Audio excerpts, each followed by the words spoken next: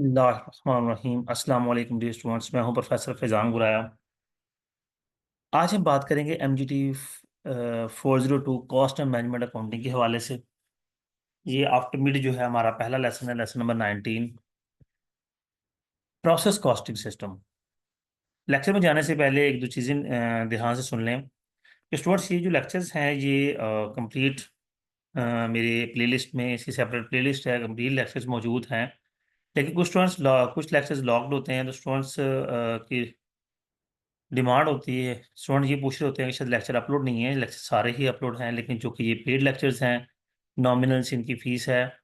आप मेरा contact number description में मौजूद है, आप मुझसे कॉन्टैक्ट करके उसके बारे में डिटेल ले सकते हैं। ठीक है। लेक्चर्स हमारे दो कैटेगरीज में डिवाइडेड होंगे, जो कि ये न्यूमेरिकल सब्जेक्ट है।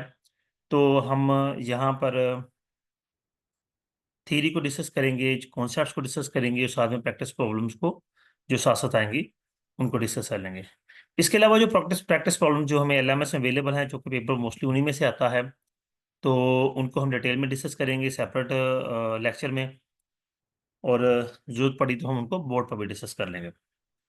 खैर, टाइम ज़ाया किए बगैर हम लेक्चर की तरफ चलते हैं। हम प्रोसेस कॉस्टिंग सिस्टम, मैंने पिछले भी लेक्चर में बताया था बिफोर मिड भी, कि कॉस्टिंग सिस्टम हमारे पास दो होते हैं। एक होता है जॉब ऑर्डर कॉस्टिंग और एक होता है प्रोसेस कॉस्टिंग।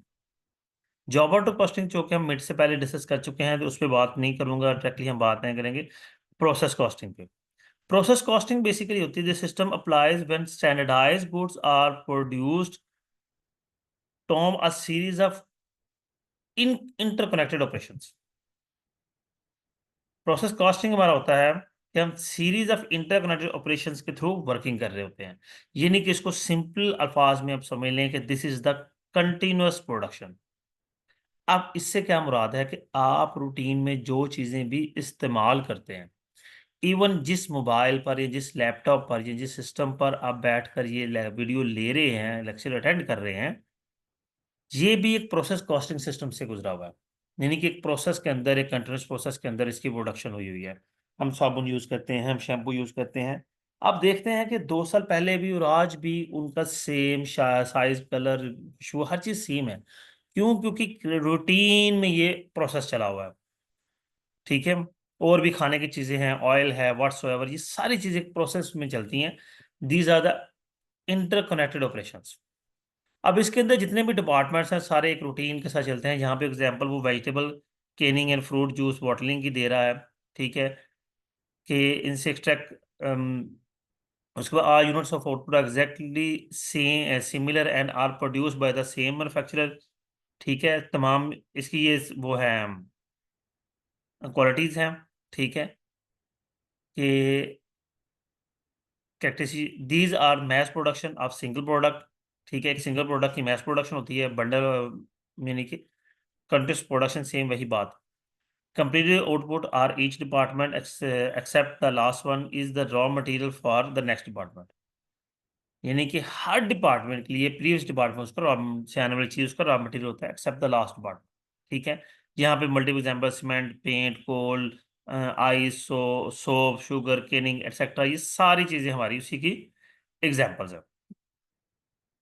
अब अगर हम इनको कंपेयर करें तो प्रोसेस कॉस्टिंग और जॉब ऑर्डर कॉस्टिंग के वाले एप्लीकेशन में, when different products have different particular specification में थोड़ा सा बता दूं, जॉब ऑर्डर कॉस्टिंग में हमें ऑर्डर आता है, हम उस ऑर्डर के मुताबिक चीज़ बनाते हैं और आगे प्रोड्यूस कर देते हैं। जिस तरह हम, मैं ये कहूँ कि हम ऑर्डर पे फर्नीचर बनवाते हैं, तो वो जॉब ऑर्डर कॉस्टिंग है। ठीक है। इसके बरक्स जो अ, हम टेबल या चेयर मार्केट से चेयर्स खरीद के लेके आते हैं, ये टेबल लेके आते हैं। ठीक है। आप देखेंगे चेयर्स आपको एक ही तरह की 20-50 में मिल जाएंगी, टेबल आपको एक ही तरह के 150 टेबल मिल जाएंगे। तो वही फर्नीचर आपको प्रोसेस और कॉस्टिंग में चला गया। एक चीज़ ऑर्डर से बनाई आपने, एक आपने मार्केट से प्रोसेस कॉस्टिंग वाले प्रोडक्ट परचेज किए। ठीक है। In order to determine cost of each job, cost are complied job wise. हर कॉस्ट जॉब वाइज होती है, इसी कॉस्ट जो है वो डिपार्टमेंट वाइज होती है। ठीक है। उसके बाद cost per units are computed on completion of job. Unit cost जो है जॉब कंप्लीशन होने के बाद कैलकुलेट होती है। एक एवरेजली एस्टिमेटेड यूनिट कॉस्ट हमें पहले से मालूम होती है क्यों? क्योंकि हम पहले से ही रूटीन प्रोडक्ट प्रोसेस कॉस्टिंग हम कर रहे हैं, लेकिन खैर हम एवरेजली कॉस्ट कंप्लीट होने के बाद भी मालूम करते हैं। Only one work in process control account is maintained. यहाँ पे हर डिपार्टमेंट का work in process control account maintain होता है। ठीक है जी, ये हमारा था इसका कंपैरिजन भी। नेक्स्ट हम बात करेंगे जी, हम बात करेंगे डायरेक्ट मटेरियल। प्रोसेस कॉस्टिंग में हमारे पास तीन तरह के यानी कि अगर हम टोटल कॉस्ट बात करेंगे, जो चीज़ पर कॉस्ट लगी है वो तीन तरह की होगी। एक डायरेक्ट मटेरियल होगा, डायरेक्ट लेबर होगी, फैक्ट्री ओवरहेड्स होंगे। जो मटेरियल डायरेक्टली हम एक्सेस कर सकते हैं, हमें नज़र आ रहा है, ठीक है, वो डायरेक्ट मटेरियल होगा। जिस तरह मैंने अभी चेयर की बात की, तो चेयर जो प्लास्टिक की है उस पे फाइबर लगा हुआ है, कोई फोम लगा हुआ है, ठीक है, कवरिंग हुई हुई है, वो सारी चीज़ें हमें डायरेक्टली नज़र आ रही हैं, तो वो डायरेक्ट मटेरियल कहलाएगा। डायरेक्ट लेबर उसी मटेरियल को फिनिश प्रोडक्ट बनाने में जो लेबर लगी है उसे डायरेक्ट मटेरियल कहेंगे। ठीक है, अब उस लेबर को कैलकुलेट किया जाता है to clock cards, daily time sheets के थ्रू उनकी वर्किंग कैलकुलेट की जाती है, और एट द मंथ एंड जो है लेबर क्यूमुलेट कर दी जाती है कि हमारी लेबर कितनी लगी है।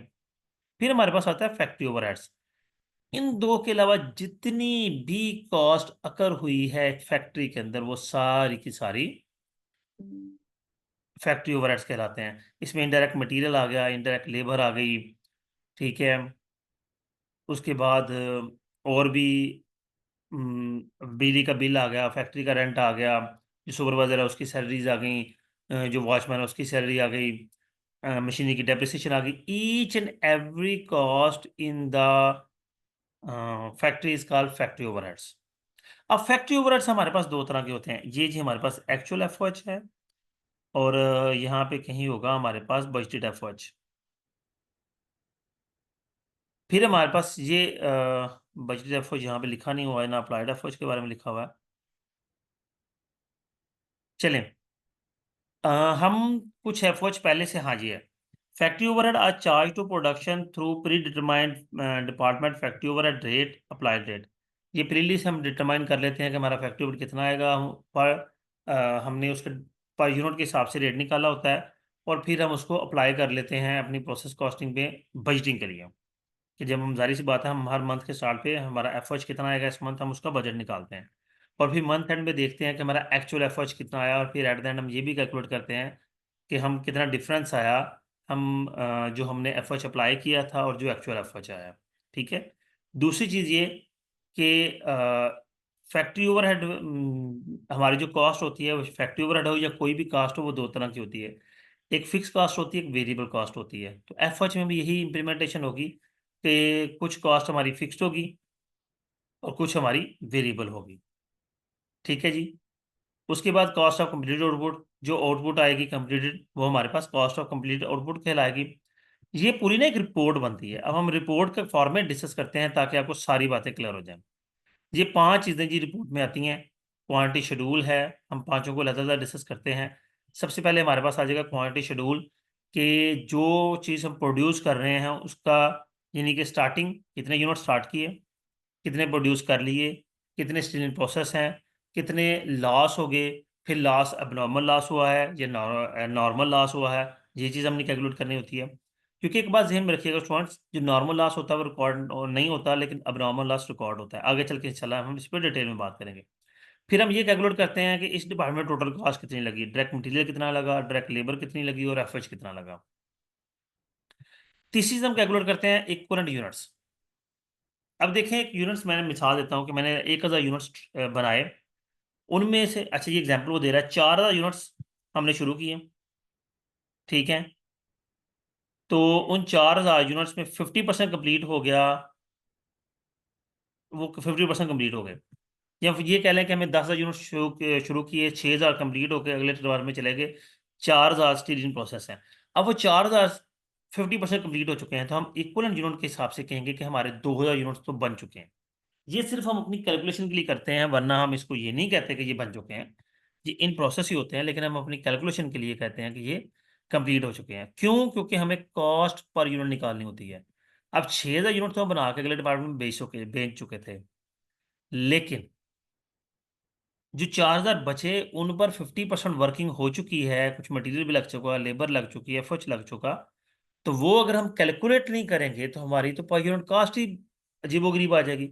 इसलिए हम इक्विवेलेंट यूनिट्स निकालते हैं ताकि हम एक्यूरेट कॉस्ट पर यूनिट निकाल सके, ताकि हमें पता हो कि हमने कितनी कॉस्ट ट्रांसफर आउट की है, कॉस्ट अब्रामल लॉस हुआ तो उसकी कॉस्ट कितनी है, तो वर्किंग प्रोसेस हमारे यूनिट्स हैं तो उनकी कॉस्ट कितनी है, ये सारी चीज़ें हम कैलकुलेट करते हैं। ठीक है। कोई नॉर्मल लॉस हुआ तो उसकी एडजस्टमेंट कैसे होनी है, क्योंकि मैंने पहले बताया कि नॉर्मल लॉस रिकॉर्ड नहीं होता। कोई जो यूनिट्स ट्रांसफर आउट हुए हैं उनकी ज़्यादा कॉस्ट कितनी है, ये सारी कैलकुलेशन करने के लिए हम कॉस्ट पर यूनिट निकालते हैं। और ये सारी कैलकुलेशन हम अपने अगले में करते हैं। ये देखिए आगे ये अकाउंटिंग ट्रीटमेंट में ये कितने यूनिट्स हमारे फिनिश हो गए, कितने इन प्रोसेस हैं, कितने लास्ट हुए, व्हाट्सोएवर, ये सारी आती है। यहाँ पे अब उसने प्रॉब्लम्स दी हैं 2-3। ठीक है। तो पहली प्रैक्टिस प्रॉब्लम में वो हमें दे रहा है, हम डायरेक्टली इस प्रॉब्लम को डिस्कस करते हैं। Mini soap manufacturing unit completed and transfer, sorry हम बाद में इसको डिस्कस करेंगे। लेसन नंबर 20 स्टार्ट हो गया। जी स्टूडेंट्स, उम्मीद करता हूँ ये लेक्चर आपके लिए अंडरस्टैंडिंग होगा। अगर लेक्चर पसंद आया हो तो वीडियो को लाइक करना, वीडियो को सब्सक्राइब करना, चैनल को सब्सक्राइब करना हरगिज़ ना भूलिएगा। अल्लाह हाफिज़।